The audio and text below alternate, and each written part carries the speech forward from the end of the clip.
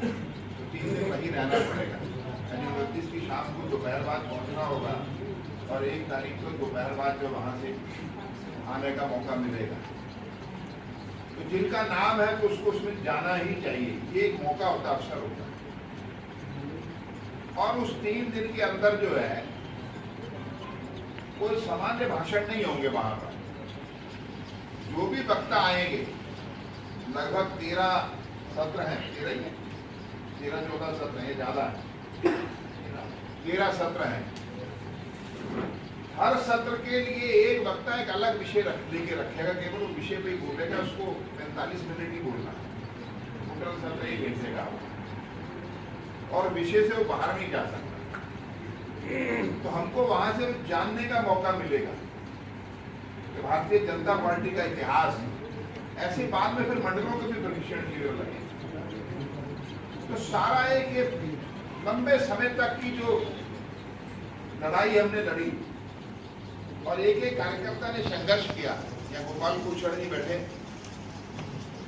ये हमारे बड़े भाई साहब के साथ पढ़ते थे उनके, और मैं तो इनसे छोटा हूँ काफी, पता है उससे 9th में पढ़ता हूँ। तो सारे लोग जेल चले गए, पार्टी के, संघ के सारे लोगों को उठा के इंदिरा गांधी ने उठा के सबको बंद कर दिया जेल।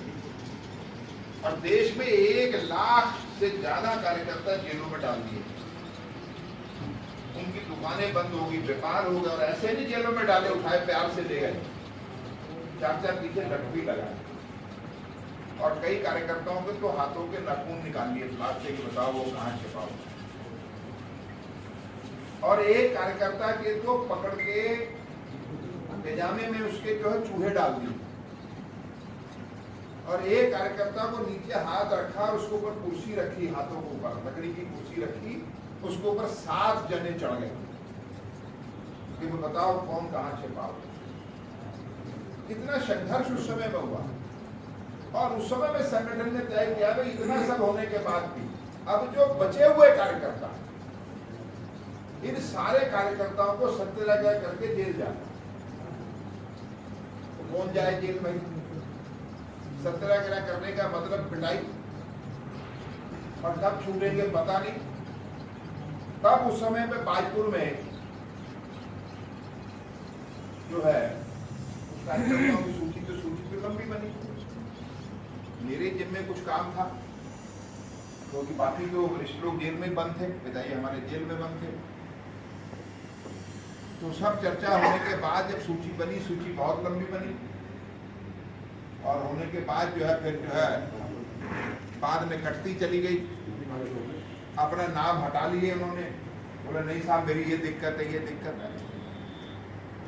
तो आखिर में 12-15 की सूची तय हुई, लेकिन जब सुबह सत्याग्रह के लिए जाना हुआ, ये तय हुआ कि भाई गुरुद्वारे पे इकट्ठे होना अलग अलग जगह से जाके।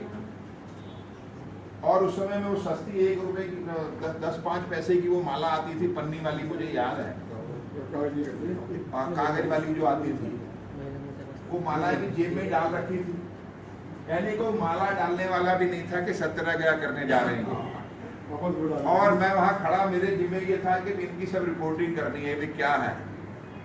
और इन्होंने सबने एक दूसरे के, तय हुआ कि आपस में एक दूसरे के गले में माला डालेंगे, और एक दूसरे के गले में माला डाली। एक सत्याग्रही थे उस समय में चमनलाल पासी जी, जो केशव पासी इनके पिताजी दादाजी हुए हमारे। एक थे नरेंद्र दुग्गल, हमारे मामा जी के लड़के थे, उस समय में यहीं रहते थे बाजपुर में हमारे पास ही।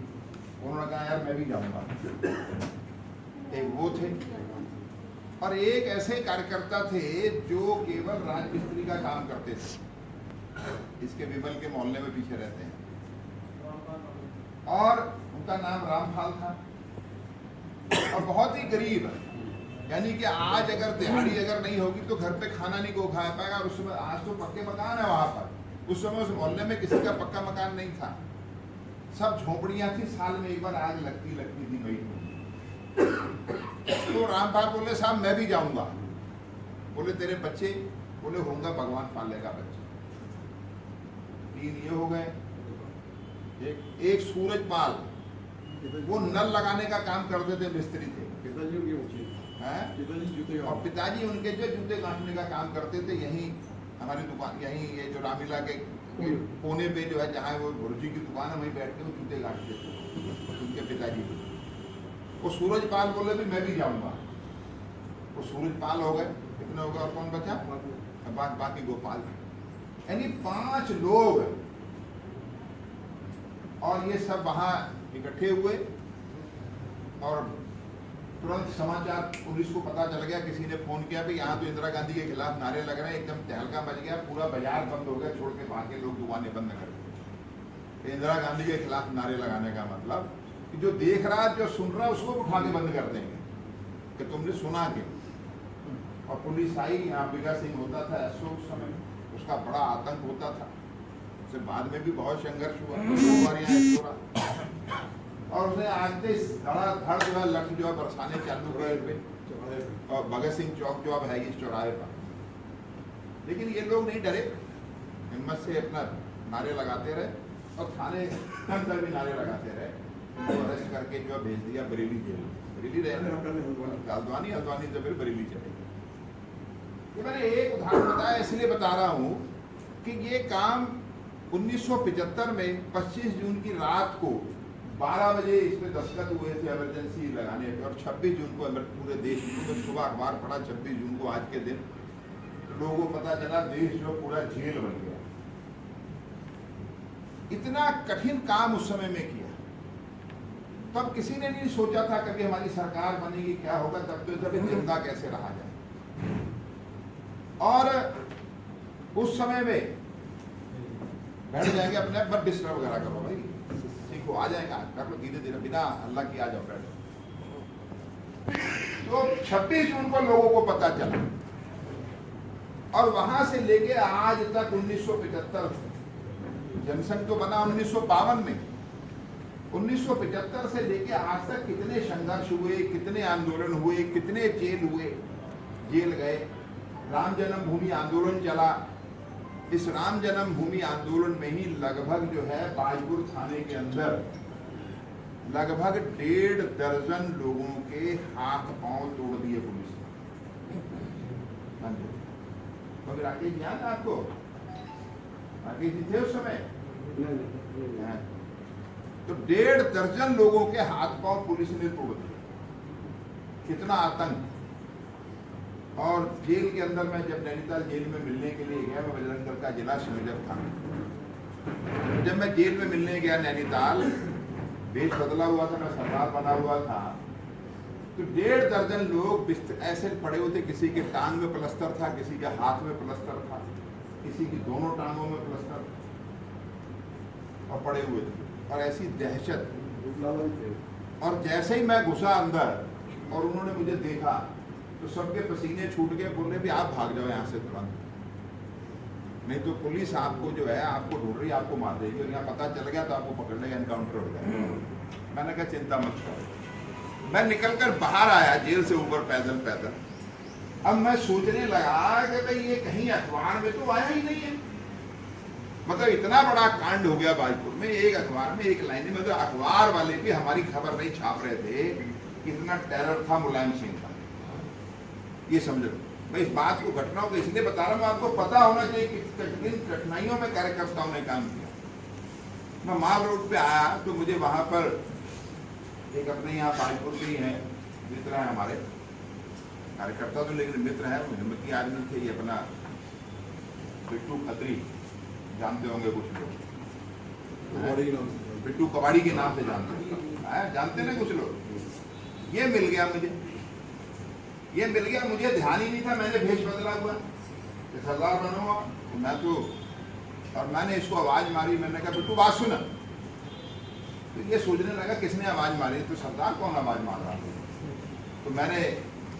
तो उसने आवाज पहचान ली, कह रहा बलराज जी आप यहाँ कैसे, ये क्या बने हुए? अभी मैंने कहा रुक जा, कह रहा मैं भी भागा हुआ हूँ बाजपुर से और पुलिस बड़ी मार रही है वहां, और जो मिल रहा है, जो भी जवान दिखाई दे रहा है उसी को पिटाई कर रहे हैं, और आतंक बचा हुआ है। तो मैंने कहा भाई एक काम करना है। बोले क्या? मैंने कहा भाई ये कैमरा है और जेल जाना है, और जो है जेल जाके फोटो खींच के लाए। और मैं किसी ऐसे आदमी को ढूंढ रहा था जो ज्यादा बुद्धि का इस्तेमाल ना करे, हिम्मती आदमी चाहिए। तो कभी कभी काम करते करते संगठन में जो हर आदमी का कैसे उपयोग करना है, वो हमारा बीजेपी का संघ का कार्यकर्ता नहीं था, लेकिन व्यक्तिगत मित्रता थी उसकी भी, लेकिन उसका उपयोग कैसे कर लेना, कर लो, इसमें कौन सी मुश्किल काम है, अभी करके लाया। तो मैंने कहा ये 100 रुपये वहाँ गेट पे दे देना जाते ही। कह रहा नहीं मेरे पास है, मैं 100 रुपये देने लगा उसको। उसने मैंने कहा चलो 100 रुपये बचे, उसमें तो तेल डालने के पैसे नहीं। अब वो गया कैमरा लेकर, उसने ऐसे हाथ में पकड़ा, ऊपर अपना स्वेटर डाला और अंदर गया जेल पे, उसको जाके दिए, बोले भी मैं मिलने के लिए आया हूँ बाजपुर वालों। पहले उन्होंने कहा नहीं मिल सकते, 100 रुपये दिए। उसने कहा 100 रुपये, उसमें बड़ी वैल्यू थी उस समय। उसने कहा भाई जाओ अंदर, चले गए अंदर। अंदर जाके अच्छा वो सब जानते ही थे नहीं, वो सारे लेटे हुए थे। ये गया, इसने नमस्ते नमस्ते की और इसने दाएं बाएं देखा, कुछ नहीं। और इसने कहा भी ऐसे ही जैसे बैठे रहो, ऐसे ही बैठे रहो तुम लोग। और इसने फटाफट फटाफट फटाफट जैसे तैसे 30-35 फोटो खींची। उसमें 36 फोटो होती थी, सारी रील खत्म कर दी उसने। और रील खत्म करने के बाद वो उसको कैमरे को, अब रील कुछ लोग नहीं जानते होंगे नए वाले, कैमरे में रील पड़ती थी, अब तो मोबाइल में जितनी मर्जी खींच लो। अब वो खींच के बाहर आया, तब तक ये सारे लोग घबरा गए। बोले अगर पुलिस को पता चल गया जेल वालों को कि हमारी फोटो खींची है, तो बोले जेल में हमको मारेंगे। कितना टेरर था। ये वहां से निकल के बाहर में ऊपर खड़ा हुआ था मोटरसाइकिल लेकर। ये आया, इसने कहा मैं खींच रहा हूँ। मैंने कहा आगे सारी फोटो। बोले हाँ। मैंने कैमरा लिया, मेरे साथ एक कार्यकर्ता थे, क्या पवन राणा थे यहाँ के, वो टीचर है, ये समय 10वीं में पढ़ते थे। तो इसको मैंने बैठाया पीछे, मैंने कैमरा पकड़ और मोटरसाइकिल वहाँ से भगाई हमने, और वहाँ से चल के सीधे रुद्रपुर रुक गया। और रुद्रपुर में आरके स्टूडियो होता था, उसको ले जाके मैंने, इसका जो कर्मचारी था, मैंने कहा रील धोनी है ये कि अभी चाहिए। तो वो कहने लगा, बोले साहब 3 दिन बाद। मैंने कहा ना अभी धो, हम बैठे। उसने उसी समय धोई, और उसने जब धो धा के जब वो उसने फोटोएं देखनी चालू की, तो उसके जो है हाथ पांव कांपने लग गए। बोले भी अब पता नहीं मुझे भी पुलिस मारेगी। मैंने फट से फोटो इकट्ठी करके वहाँ से पैसे दिए, मोटरसाइकिल से सीधे बरेली चले गए। अखबार नहीं छपते थे उस समय, अमर उजाला जागरण यहाँ नहीं छपते थे। और वहाँ जाके अखबारों के ऑफिस में जाके उनको बताया, दिखाया, उन्होंने कहा हमें तो पता ही नहीं है। तब वो अगले दिन वो सारे फोटो जो थे दोनों अखबारों में, अमर उजाला में बैक पेज पे पूरे, और दैनिक जागरण में पूरे फ्रंट पेज पे 20-20 फोटो छपे सब कार्यकर्ताओं को, जिनका हाथ पांव छूटे हुए। तो इतना बड़ा काम तब लोगों को पता चला। तो इन कठिनाइयों में से, और इन्हीं बीच में जो है ये जो सब आप जो सुना रहा हूं आपको, इस सारी घटनाओं में मेरा उस पूरे जिले में दौरा होता था। तो उसमें विवेक सक्सेना जी पढ़ते थे, 7वीं-8वीं क्लास में पढ़ते थे, 4वीं में 5वीं में 7वीं क्लास में। तो इनके जिम्मे भी वहां काम लगा रखा था। तो वहां जाना मैंने, तो पूरे जिले में एक ही जगह ऐसी थी जहां जो है पत्रकार हमारा जो है समाचार छापते। मजेदार बात ये थी, पंतनगर, और कोई अखबार, इतना दबाव था अखबार छापता नहीं था। और उसमें 2 पत्रकार थे, मजेदार बात थे, एक इसमें मुस्लिम पत्रकार था, क्या नाम था उसका, हसीन खान असलमपुरा। हाँ, और वो 2 पत्रकार थे ऐसे, दोनों मुस्लिम थे। वो इनको कह के रखते थे, वो बोले बलराज जी आ जाए, तो उनके जो हमने इंटरव्यू छापना, तो वहीं से छपता था। मजेदार बात ये थी। और अब जब मैं गया वहां पंतनगर में, मैंने कहा कि खबर और छपनी चाहिए, पता चलना चाहिए। तो इनको मैंने कहा भाई जाओ, उनको पत्रकारों को लाओ ढूंढ के। तो पत्रकारों को लाए ढूंढ के, हमारे देवेशी कार्यकर्ता थे, उनके घर पर वेशभूष बदल रखा था मैंने। वो आके पहले वो पत्रकार बैठ के, मैं बाहर ही रहा। मैंने कहा भी देखें तो LIU वाला, तो उसने कहा, उसने एक पत्रकार ने कहा एक LIU वाला घूम रहा था यहाँ पर। बोले साहब उनको पता चल गया कि आप आने वाले। मैंने विवेक से कहा, मैंने कहा जरा देख के आ। कहा पत्रकार जो बताया, ये जरा गया गली में देख के आया।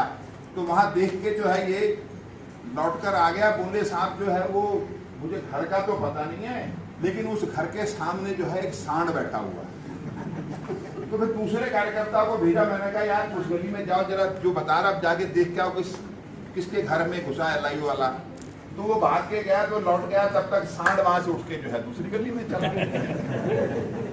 तो उस तरह से इन्होंने काम किया, यानी कि संघ का काम भी किया, विश्व हिंदू परिषद का भी काम किया, बजरंग दल के जिला संयोजक रहे, युवा मोर्चे के जिला अध्यक्ष, मतलब ऐसा कार्यकर्ता कितना समय लगता है, यानी 7वीं क्लास से लेके आज तक पार्टी के अंदर इन्होंने कभी कोई कहीं किसी से कोई पद नहीं मांगा, कभी भी नहीं मांगा। और जो जिम्मेवारी मिल गई उस जिम्मेवारी को ईमानदारी से निर्वहन किया इन्होंने। और किस जमाने से, कि लगभग संगठन के साथ मैं समझता हूँ 82-83 से जो जुड़े हुए 83 के आसपास, तब वहाँ संघ का जिला शारीरिक प्रोफेसर तब जाया करता, तब से मैं इनको देख रहा हूँ काम कर। इतने समय के बाद आज आकर ये जिला अध्यक्ष बने।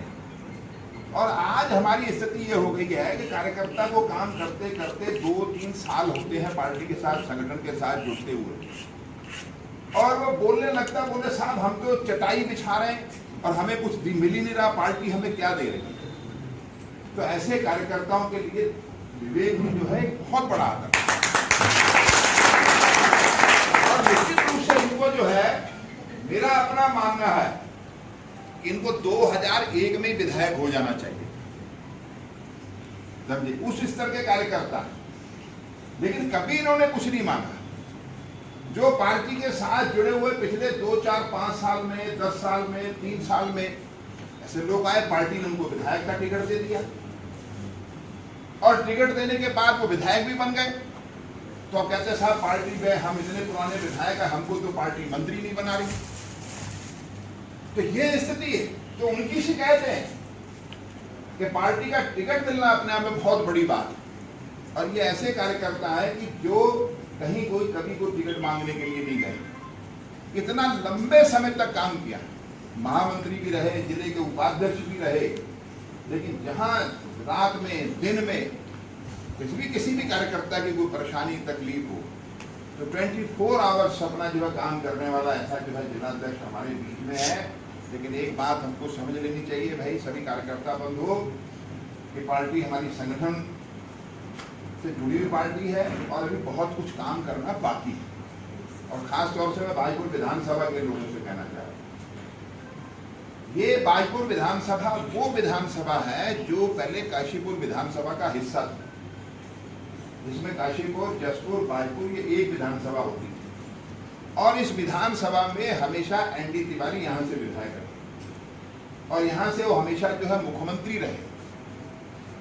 और ये गढ़ है बाजपुर, कांग्रेस जसपुर से, काशीपुर से हारती हुई जाती थी, और बाजपुर में आकर, क्यों वे मेजर सिंह जी, बाजपुर में आके कांग्रेस जीत जाती, जबरदस्त। इतना कांग्रेस का गढ़ रहा। लेकिन इस गढ़ को तोड़ने का काम मैं समझता हूँ सबसे पहले जो है शायद 88 में हुआ, जिसमें नगर पालिका, यहाँ मुख्यमंत्री थे नरेंद्र तिवारी उत्तर प्रदेश के, और कांग्रेस के सांसद थे सत्येंद्र चंद गुड़िया, जिनका अच्छे कैबिनेट मंत्री से बड़ा जो टेरर था। चेयरमैन साहब ध्यान है आपको? बहुत टेरर था, मतलब उसके बगैर कोई थाने में कोई घुस नहीं सकता था, FIR होने की तो बहुत बात, विपक्ष का आदमी। कितने संघर्ष होते थे, कितनी बार बात पिटाई हुई, जेल गए कितनी बार भाई। तो ये स्थिति थी उस समय में। 88 में पहली बार जो यहाँ नगर पालिका चुनाव हमारे पिताजी योगराज पासी जी ने चुनाव निशान पर जीता। 8 वार्ड थे, जिसमें 8 वार्ड में से 7 वार्ड में बीजेपी चुनाव हारी, और केवल 1 वार्ड में इनका ये जो टिंकू यादव वाला वार्ड है, इस वार्ड से जो है बीजेपी चुनाव निशान पे जीती। राम अवतार यादव जो इनके प्रतिद्वंदी है वहाँ पर, हाँ, उसमें बीजेपी के चुनाव निशान से जीते, यानी एक ही वार्ड में जीते। और हम चुनाव चेयरमैन का जीत गए। लेकिन चेयरमैन का चुनाव जीतने के लिए कभी उसके लिए कितना बड़ा संघर्ष किया, कितने जेल गए। मतलब जब वो चुनाव लड़ने से पहले लगभग 1.5 दर्जन कार्यकर्ता हमारे जो है वो जेल में बंद थे, काशीपुर जेल में बंद थे। उस समय काशीपुर में भी जेल होती थी, लॉकअप होता था, वहां बंद थे। और वहां से निकल के आके पिताजी हमारे ने आके जो है नॉमिनेशन किया, क्योंकि नॉमिनेशन भी नहीं, कितनी गिनती के मुट्ठी भर लोग भी नहीं गए नॉमिनेशन कराने के। तो उस समय उस चुनाव को जीता। और उसके बाद 91 में लोकसभा का चुनाव में जीता। लेकिन इस बाजपुर विधानसभा में फिर उसके बाद हम नगर पालिका चुनाव जीते अरविंद जी यहाँ से, और अरविंद जी ने फिर यहाँ से इस विधानसभा को 2 बार जो है इस क्षेत्र से MLA रहे बाजपुर विधानसभा। हाँ, एक और हुआ 91 में इस काशीपुर विधानसभा, जसपुर काशीपुर बाजपुर मिलाकर ये एक विधानसभा होती थी, तो वो यहाँ से विधायक बने, मेरे साथ मैं सांसद था, वो विधायक बने और फिर वो दोबारा विधायक बने, 2 बार विधायक बने, एक बार 91 में और एक बार 93 में, शायद 96 में वो चुनाव हार गया। ये स्थिति साहब पे इतना कठिनाई में से पार्टी के कार्यकर्ताओं ने यहाँ पर जो खड़ा किया। अरविंद जी ने इस क्षेत्र में बहुत काम किया है, सब इसमें से मैं बहुत कार्यकर्ताओं को जानता हूं जिन्होंने उपचुनाव जब था यहाँ पर, जब कांग्रेस के प्रत्याशी की एक्सीडेंट में मौत हो गई, उसके बाद उपचुनाव हुआ जिसको जीतना बहुत कठिन, लेकिन उस समय में इस विधानसभा में हम सबसे मजबूत स्थिति में थे, आंकड़ों में हम सबसे कमजोर थे कि अगर हम जातिगत आंकड़े लगाते, इतने जनजाति, इतने मुस्लिम, इतने SC और इतने ये, उसमें हम नहीं जीत रहे थे। कहीं से कहते, मैं अगर कागज बनाते थे तो बड़े से बड़े नेता आके मेरे से कहते थे कि बोले भाई साहब ये कागज जोड़ रहे हैं, इसमें तो आप जीत ही नहीं रहे। तो मैंने कहा भाई टेंशन मतलब चुनाव हम जीत रहे। वो कॉन्फिडेंस क्यों था? जो 110 बूथ थे उस समय इस विधानसभा के, उस 110 बूथ पर कोई भी बूथ ऐसा नहीं था जहां पर हमारी 25 कार्यकर्ताओं की टीम नहीं थी। ये मेजर सिंह जी ने उसमें बड़ी मेहनत की और एक बार जब हम बैठक करते थे पूरी विधानसभा की कि हर बूथ के कार्यकर्ताओं की बैठक करनी और 10 लोगों को बुलाते थे और 10 बूथों में केवल एक बूथ ऐसा था मात्र, समझे, उस बूथ से वहां से जो है 2 या 3 लोग आते थे, नहीं तो बाकी जो 10 बुलाते थे तो 14-15 आते थे और 1100 लोगों की बैठक होती थी एक बार। कितने लोगों की भाई? 1100 वो लोग थे जिन्होंने 1 रुपया भी पार्टी से नहीं लिया था और पूरी जान हथेली पे लगकर चुनाव में उस समय में लगे, लंबे समय तक जुड़े थे। तो 1100 कार्यकर्ताओं को, उनको जोड़ने के लिए कितनी मेहनत की गई थी। और जब हम चुनाव जीते तो खंडूरी जी ने मेरे से चुनाव जब शाम को 5 बजे समाप्त हुआ, मुख्यमंत्री जी का फोन आया, मैं घर पे बैठा था, चुनाव से लौटकर आया मैं शाम को 7 बजे, बोले बलराज क्या स्थिति है? तो सबके LIU की रिपोर्ट खिलाफ थी, भाई चुनाव नहीं जीत सकते। और उस सीट पे ये तय था उस समय में कि अगर ये चुनाव हार जाएंगे तो खंडूरी जी मुख्यमंत्री नहीं रहेंगे, क्योंकि एक ही सीट थी विधानसभा की। दिल्ली तक लोग चिंतित थे क्या होगा। मैंने कहा 4227 वोट से भारतीय जनता पार्टी चुनाव जीतेगी। उन्होंने इतनी जोर से मुझे डांट लगाई, हालांकि हम दोनों सांसद रहे थे, वो हमारे पिताजी की उम्र में थे, लेकिन उनसे मेरी मित्रता बहुत थी। बोले तू भी पागल हो गया है क्या? तू मशीन के अंदर घुस गया क्या? जो तू एक तूने डाले हैं वोट क्या?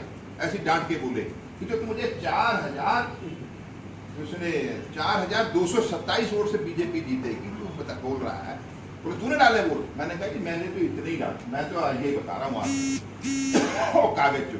और जो कार्यकर्ता हमारे जो प्रदेश से आए हुए थे, जिन 2 कार्यकर्ताओं का बैठा हुए थे, ज्योति गहलोत जी हमारे वरिष्ठ नेता, सुरेश जोशी जी बैठे थे फौजी कॉलोनी में और ज्योति गहलोत जी घर पे बैठे थे मेरे, और वहीं से सारा कंट्रोल कर रहे थे। उन्होंने एक कागज ये लिख कर वहाँ मेरे यहाँ एक किताब में डाल दिया और जब रिजल्ट आया हम 4227 की जगह हम 47 वोट से ज्यादा से, केवल इतना ही फर्क, 47 वोट से ज्यादा से जीते उस समय में। ये समझ लो आप, ये कोई हवा में नहीं था काम भाई, ये कोई ऐसे हवाई नहीं हो गया था काम के साथ जो हवा चली और कुछ हो गया। बड़ी मेहनत लगी और आपको ताज्जुब होगा, मैं इसलिए बता रहा हूं कि कार्यकर्ताओं को पता होना चाहिए भाई। जिला अध्यक्ष को हम रिपोर्ट देते हैं कि हमने हर बूथ पे कमेटी बना ली है, और मैं कितनी पुरानी बात बता रहा हूं, उसके बाद तो पार्टी बहुत बढ़ गई है भाई यहां तक। और जब रिजल्ट आया, उस रिजल्ट में जो पोलिंग हुई, उस पोलिंग का 87.6 भारतीय जनता पार्टी को प्राप्त हुआ, समझे, उसकी चर्चा नहीं हुई। 87.6 उस रिकॉर्ड को अब चंपावत में जो है पुष्कर सिंह धामी जी ने उस रिकॉर्ड को तोड़ा, जहां उनको 94% से ऊपर वोट मिले। तो ये रिकॉर्ड बाजपुर के कार्यकर्ताओं ने कायम किया हुआ है। लेकिन अब उन कार्यकर्ताओं को जोड़ना, उनकी चिंता करना, ये किसी एक की जिम्मेवारी नहीं है, ये हम सबकी जिम्मेवारी है। हम सबको अगर ऐसे छोड़ते चले जाएंगे, हम 2 मिनट में फैसला कर लेते हैं कि नहीं ये ठीक, हमको अगर अच्छा किसी की राजनीति में क्या पता भाई, किसी की शक्ल किसी को अगर अच्छी नहीं लग रही है, अब क्यों नहीं लग रही है पता ही नहीं है, और किसी की ज्यादा ही अच्छी लग रही है, क्यों लग रही है ये भी नहीं पता। तो भाई शक्ल किसी से आपको नाराजगी हो ठीक, किसी से प्यार हो ठीक, लेकिन भारतीय जनता पार्टी का कार्यकर्ता जो है वो एक दिन में नहीं खड़ा किया जाता, उसको वर्षों लगते, उसको छिटकने में सेकंड 1 लगता है। छिटक देते हैं कि नहीं हम फैसला करने वाले नहीं है अभी, क्योंकि ये वन वे है। ये राजकुमार जी बैठे, जरा खड़े हो भाई, इसकी इनका आपको अंदाज नहीं हो सकता। इनके दादाजी जो थे दौलत सिंह जी, बैठो, वो भी चुनाव लड़े थे एक बार, इसको नहीं याद होगा, तब पैदा नहीं हुआ होगा। हाँ, वो भी चुनाव लड़े थे एक बार, नारायण दत्त तिवारी से नाराज हो गए थे। इनके दादाजी का वर्चस्व चलता था पूरी बुक्सा जनजाति में यहाँ, और उसके बाद इनके पिताजी भी चुनाव लड़े थे, मुझे ध्यान आ रहा है ना चुनाव जो जब राजपूत को लड़ा चुनाव, अरविंद जो पहला चुनाव लड़ा था उस समय इसके पिताजी चुनाव लड़े थे, 7,000 वोट मिला था मेरे ऊपर। निकाल लेना आंकड़े, गूगल में निकाल के देखना।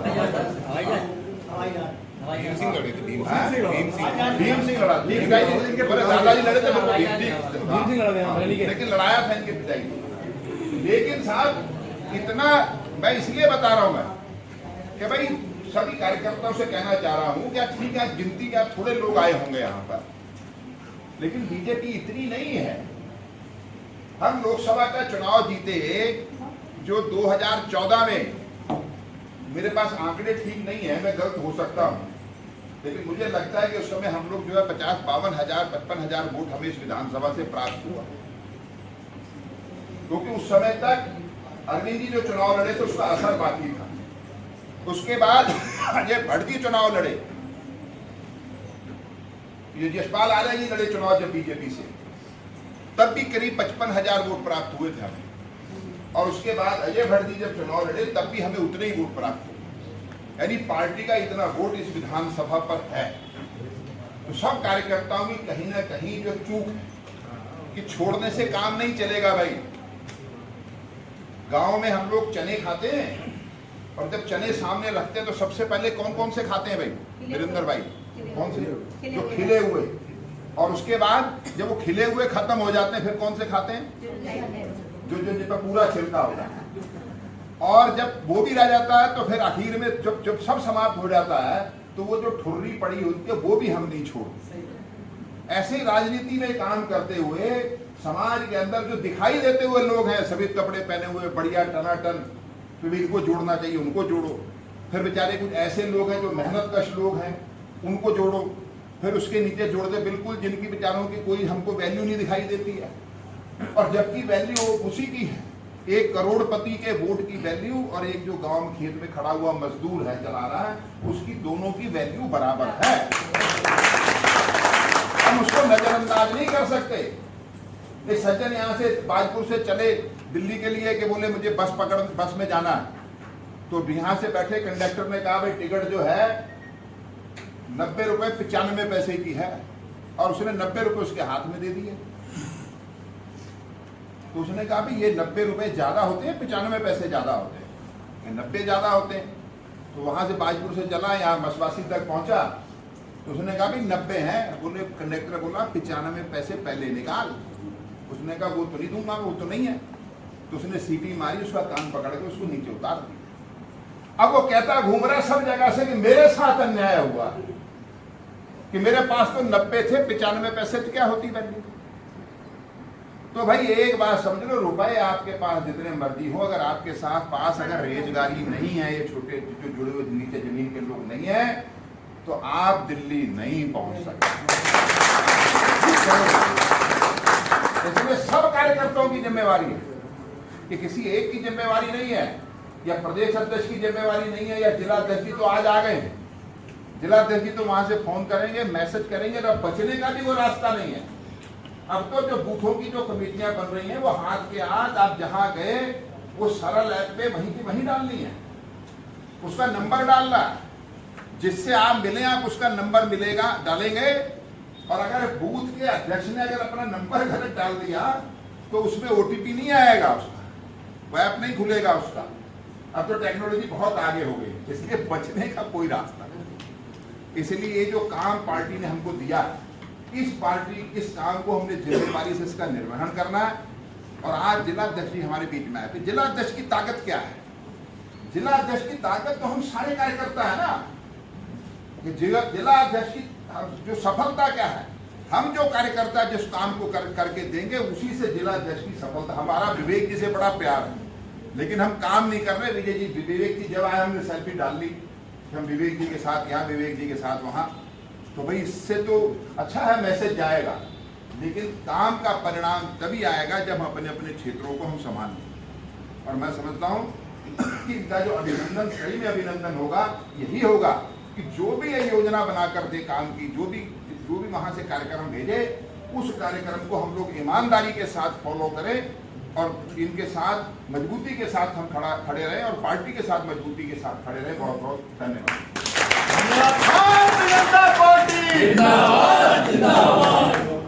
धन्यवाद पासी जी।